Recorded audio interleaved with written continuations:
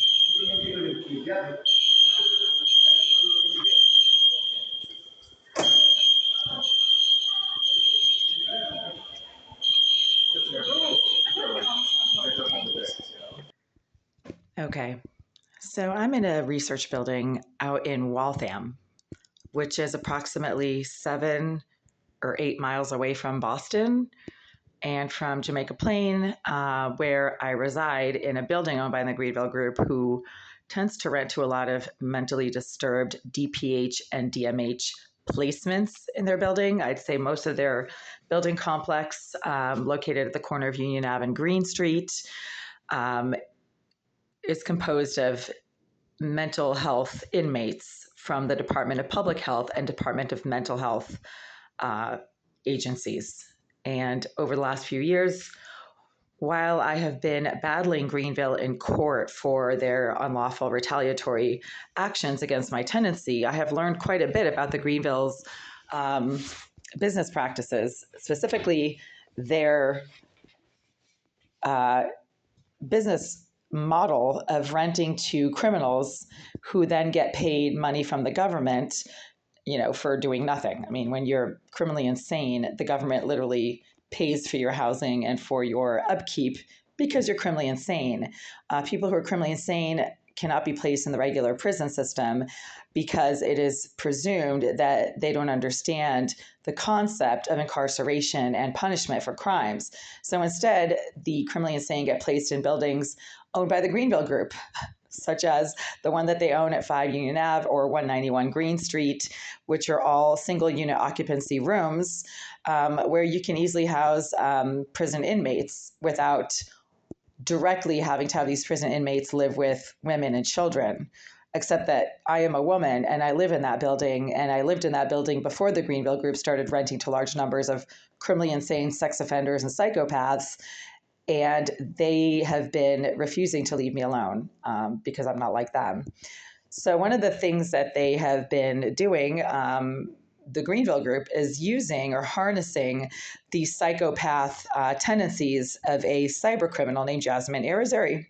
That's a fact. And Irizarry has been apparently sponsored to go after me because the Greenville Group has had a problem with my tenancy since 2013, when they changed their business model from renting to functional working individuals who pay rent out of pocket to renting almost exclusively their units out to mentally deficient inmates from the Department of Public Health and Department of Mental Health of Massachusetts.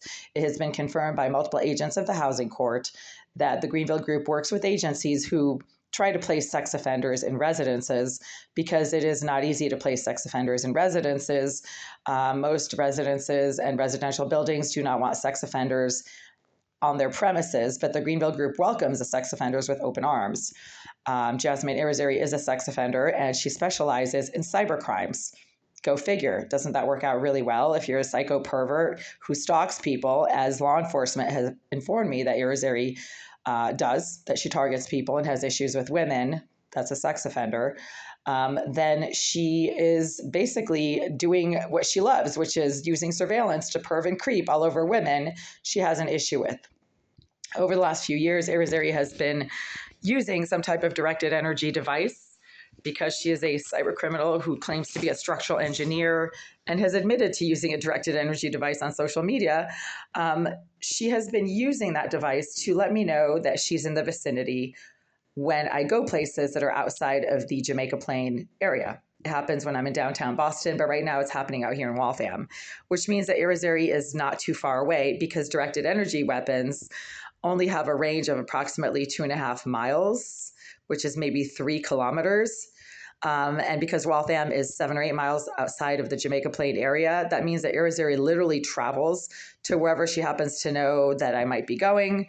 And because obviously, if you hack into somebody's cell phone, you have access to all of their emails and phone calls and their location services and where they go on a daily basis, you can easily just follow them around if you've hacked into their cell phone, which Mr. Eliseyev, the property manager of the Greenville Group at the 5 Union Ave location and 187 Green Street locations, has bragged to me on multiple occasions that Jasmine Irizarry is such a talented hacker, she can get into anything. That is exactly what Oleg Eliseyev bragged to me about when I complained to him that she kept interfering with the functioning of my electronic devices when I was in the privacy of my unit, and most often when I'm using those devices to report Irizarry's hacking and disruptive behaviors and her slamming and banging against the wall behind my toilet when I try to use that toilet. And now it's happening out here. I'm trying to use a toilet in a private bathroom out here in a research facility in Waltham, Massachusetts. And as I was sitting on that toilet right there, Irizarry suddenly started using the same directed energy device that she has been using on me for years while I use the toilet in my own bathroom. It is very moment by moment specific. And this means that there are surveillance devices, not in this bathroom, I don't think. I mean, that's too far fetched, but somewhere on my jacket, which I hang up on the door, or maybe on my bag, right? Also, which I hang up on this door, or possibly on my shoes, right? That would make sense. And these are little tiny microdots that you can stick onto anything. I actually found one in my bathroom back in 2017, found it on the wall just across from my toilet. It looked like a little dark black paint splatter. But then when I looked closer at it, it looked like it had a little tiny lens on the inside of it, and it was perfectly round with a little wire arm extending outside of the little round circle. So I realized that it was not a paint splatter. And because it was the only little black dot anywhere on that wall, it couldn't possibly have been part of like a paint splatter, because then there would have been other splatters around it, right? It was definitely like a very small dot-like surveillance device. So these things could be placed on anything.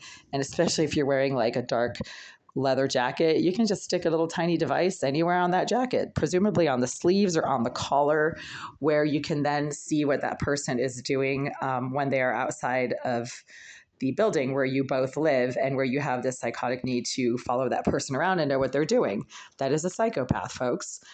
Again, when I've gone to the Boston Police to report Jasmine Irizarry's behaviors and activities, they said that she's a psychopath who targets people.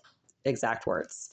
So Mr. Eliseyev seems to be sponsoring Jasmine Irizarry. Oh God, now I'm getting like literally electronically assaulted by that same directed energy device that she has admitted to using on social media. And that is apparently easily obtainable, or you can make your own if you watch YouTube videos and have any kind of electronic or technical know-how.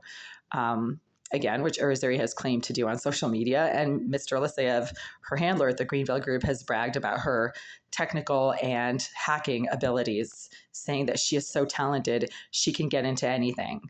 So if she can get into anything, then she can certainly place little tiny surveillance dots on people's handbags or clothing, and then she can see what they do even when they're outside of the building, which is the point, right?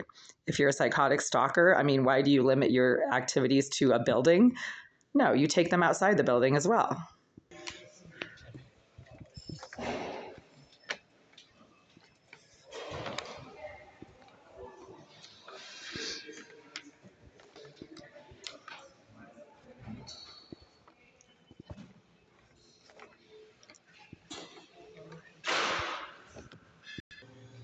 Anyway, I'm just going to keep going with the work that I have to do and get back to Boston at some point.